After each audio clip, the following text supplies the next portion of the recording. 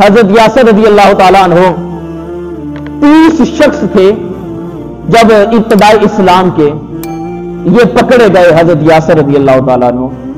ظلم و ستم اب ابو جہل نے اتنا کیا کہ مکہ کے جو پہاڑ ہیں وہاں کی سخت دھوپ کے اوپر جو ہے نا وہ لے کر چلے گئے. نوکیلے پتھروں کے ساتھ ظلم و ستم کی داستان امڑ آئی. اب جب اتنی تکلیفیں اذیتیں دی تو آپ اس اذیت اور تکلیف کی وجہ سے جام شہادت نوش کر چکے.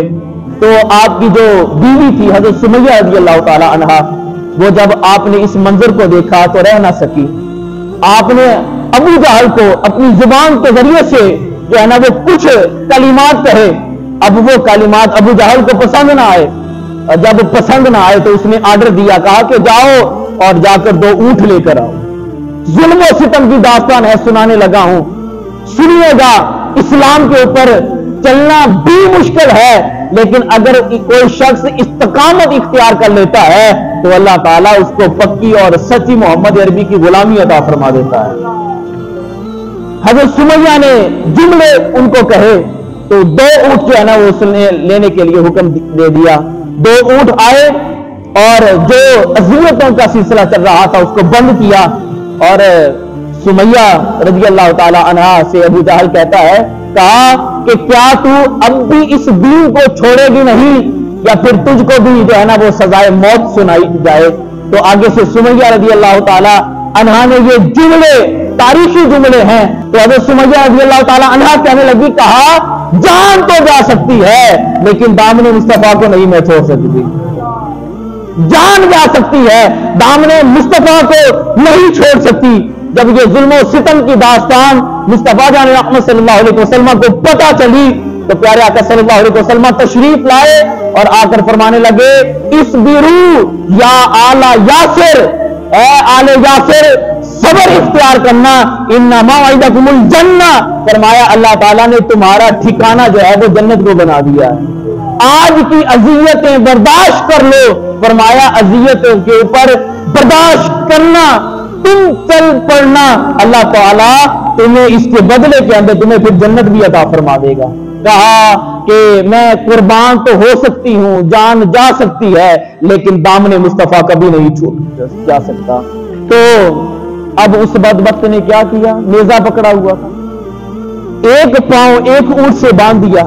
منظر دیکھیے گا، ایک پاؤں ایک اونٹ کے ساتھ باندھ دیا دائیں طرف اور ایک پاؤں بائیں طرف جو ہے نا وہ اونٹ کے ذریعے باندھ دیا اور نیزہ لے کر کھڑا ہو گیا ابو جہل اور کہنے لگا، کیا تو دین چھوڑتی ہے یا پھر تجھے بھی جو ہے نا وہ موت کے گھاٹ اتار دیا جائے؟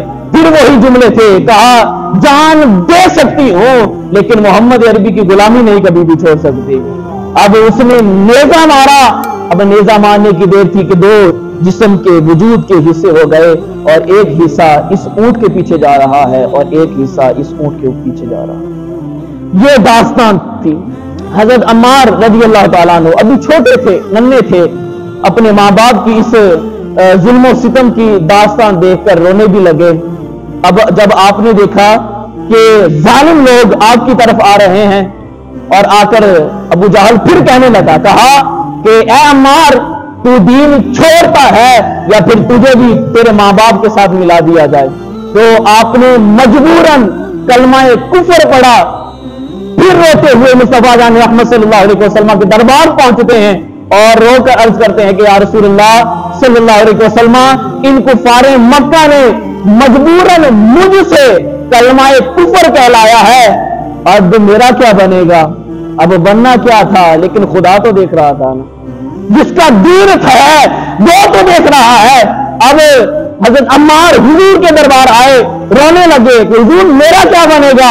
تو قرآن مجید فرقان حمید کی آیت اترتی ہے اور اتر کر حضرت عمار بن یاسر کے ایمان کی جو ہے وہ دلیل پیش کرتی ہے. کہا الا من اکرہ وقلبہ مطمئن بالایمان. فرمایا ایسا بندہ وہ پریشان نہ ہو، ایسا بندہ پریشان نہ ہو کہ جس کو جبری طور پر مجبوراً کلمہ کفر اس کی زبان سے کہلوایا گیا. کہا کہ وہ پریشان نہ ہو، وہ کل بھی محمد عربی کی غلامی میں تھا، وہ آج بھی محمد عربی کی غلامی میں.